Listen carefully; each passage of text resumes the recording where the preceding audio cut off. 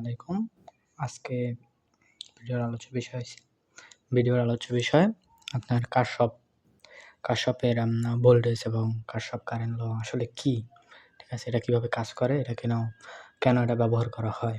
আসলে আমরা যখন আপনার সিরিজ একটা সার্কিটের মধ্যে যখন সিরিজ প্যারালাল যুক্ত থাকে, অর্থাৎ মিশ্র সার্কিট হয় যখন, তখন এটার ভোল্টেজ সোর্স যখন ডাবল হয়, ঠিক আছে? তখন সেই সার্কিটের মান সহজে বা কারেন্ট ভোল্টেজ সহজে বের করার জন্য আমরা মূলত এই কেসিএল কেবল ব্যবহার করে থাকি। আসুন আমরা কেসিএল কেবলটা কীভাবে কাজ করে সেটা আমরা জেনে নিই। তো প্রথমে আমরা দেখব কেসিএল কাকে বলে। ঠিক আছে? কোনো বৈদ্যুতিক নেটওয়ার্কের এক বিন্দুতে মিলিত কারেন্টসমূহের বীজগণিতিক যোগফল 0। এটা কে বলছে? এটা বলছে কারশফ। যেহেতু এটা কারশফ বের করছে, কারশফ একজন ব্যক্তির নাম। সো যেহেতু এটা কারশফ বের করছে, যার জন্য এটার নাম হচ্ছে কেসিএল।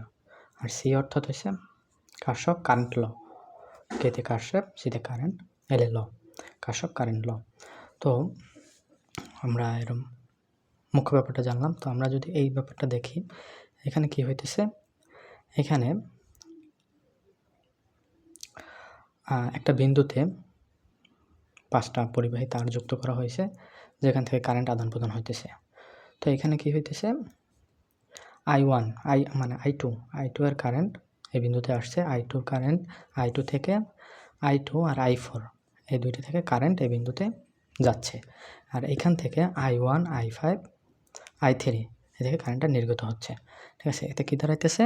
এই যেমন এখানে আপনার সূত্রে যেমন দেওয়া, মানে সংজ্ঞায় যা দেওয়া আছে, বীজগণিতিক যোগফল 0। তো এই দুইটা থেকে কারেন্ট ঢুকতেছে, এই তিনটা থেকে বের হইতেছে। তো এই মাঝখানে কারেন্ট কি? 0।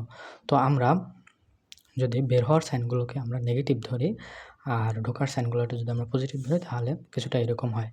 বের হওয়ার সাইনগুলো এই যে -I1, -I3, তারপরে -I3 আর হয়েছে আপনার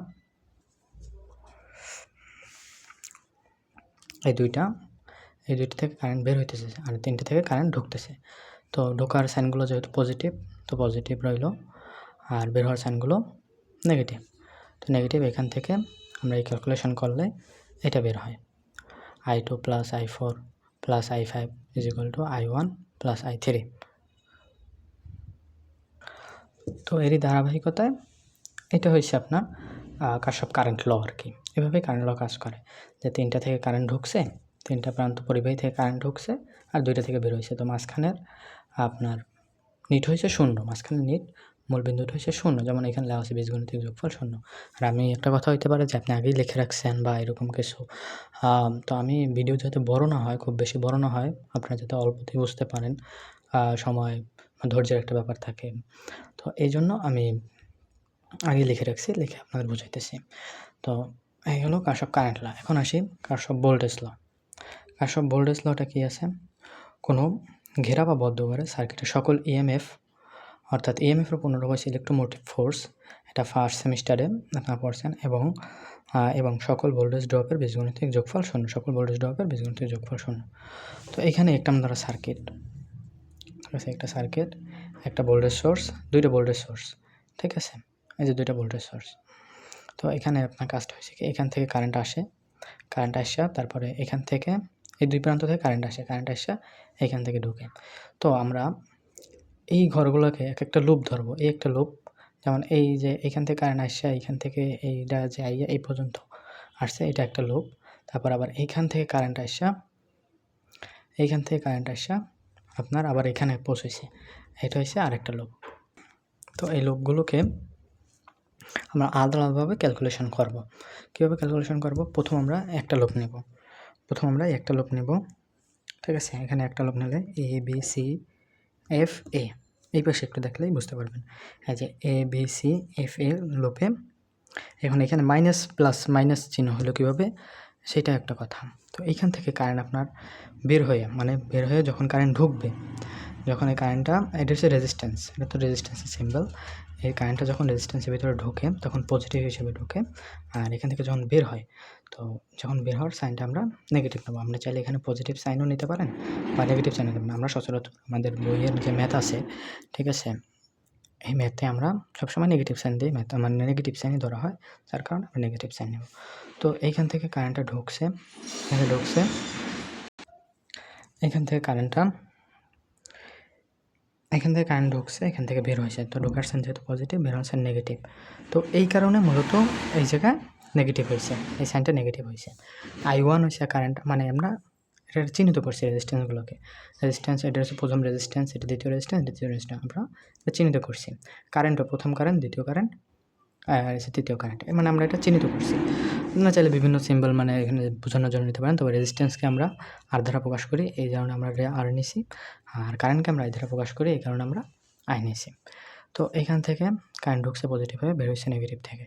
তো এখানে সাইনটা যেহেতু আমরা নেগেটিভ নেব, এটার সাইন আমরা যেহেতু নেগেটিভ নিছি, তো এই কারণে এটা নেগেটিভ। আর এখান থেকে যেহেতু নেগেটিভ হয়ে বের হয়েছে নেগেটিভ, আবার এখান থেকে বের হয়ে নেগেটিভ হইয়া, ঠিক আছে, নেগেটিভ হয়ে এখান থেকে বের হইয়া এখান থেকে আবার নেগেটিভ, ঠিক আছে। তো এই কারণে এই লুপটা এরকম হয়েছে যে V1 minus I1 R1 minus I3, এইটা পজিটিভ ঢুকছে, এখানে পজিটিভ, যেহেতু এটা পজিটিভ হইবে, তো এখান থেকে বাইরেছে তো নেগেটিভ, তো পজিটিভ প্লাস মাইনাসে মাইনাস হয়ে যায়, তো এখানে মাইনাস হয়েছে। তারপরে এই লুপের কাজ শেষ, তারপর আমরা ক্যালকুলেশন করবো, এই লুপের কাজ শেষ। তারপরে আসে দ্বিতীয় লুপ। আবার এখন যে সময় আমরা প্রথম লুপ নেব, এই সময় দ্বিতীয় লুপের কাজ অফ থাকবে। তারপর আবার যখন আমরা দ্বিতীয় লুপ নেব, তখন আবার প্রথম লুপের কাজ অফ, ঠিক আছে। প্রথম লুপের কাজ অন থাকলো, দ্বিতীয় লুপটা ওই সেম প্রথম লুপের মতো, V2 প্লাস দিয়ে ঢুকছে, মাইনাস দিয়ে বের হয়েছে, এখানে প্লাসে মাইনাসে মাইনাস, প্লাসে মাইনাসে মাইনাস হয়েছে, হ্যাঁ, তারপর আবার ঘুরে গেছে, মাইনাস চিহ্ন আমরা নিছি, যার কারণে এই লুপটা মাইনাস হয়েছে। এখন যেহেতু আমাদের দুইবার নেওয়া হয়েছে, দুইটা লুপ নেওয়া হয়ে গেছে আলাদা আলাদাভাবে, এখন আমরা টোটাল লুপটা নেব। তো টোটাল লুপটা আমরা যখন নেব, তখন একটু ডিফিকাল্ট ব্যাপার, মানে ডিফিকাল্ট কি, মানে খুব ইজি, মানে একটু চিন্তা করলে আমরা দেখতে পাই যে এখান থেকে তো আমরা এই যে দুইটা লুপ করছি, মানে দুইটা আমরা যে লুপ আলাদা আলাদা করছি, এখানে চিহ্নটা আমরা কি মাইনাস হয়েছে না? যেমন এখান থেকে কারেন্ট বের হয়েছে, কি বের হওয়ার সাইন নেগেটিভ, এখান থেকে ধরেন এই জায়গায় নেগেটিভ সাইন বের হয়েছে, আবার এইখান থেকেও বের হয়েছে, এই লুপটারও এখান থেকে বের হয়েছে নেগেটিভ সাইন, এখান থেকে কারেন্ট আসা, এখানে বের হয়েছে নেগেটিভ সাইন। তো এই মাইনাসে মাইনাসে প্লাস হয়ে গেছে, যার কারণে এই লুপটাই, টোটাল লুপটায় ABCDFEA এই লুপে আপনার এই প্রথম তো এই জায়গায় নেগেটিভ সাইন আমরা যেহেতু নিয়েছি নেগেটিভ সাইন, তারপরে এই যে মাইনাসে মাইনাসে প্লাস হয়ে গেছে, লাস্ট নেগেটিভ সাইন = 0। এভাবেই আপনার কারশফ ভোল্টেজ কাজ করে। তো আশা করি আপনারা বুঝতে পারছেন। চ্যানেলটা সাবস্ক্রাইব করে পাশে থাকার অনুরোধ রইল। ধন্যবাদ।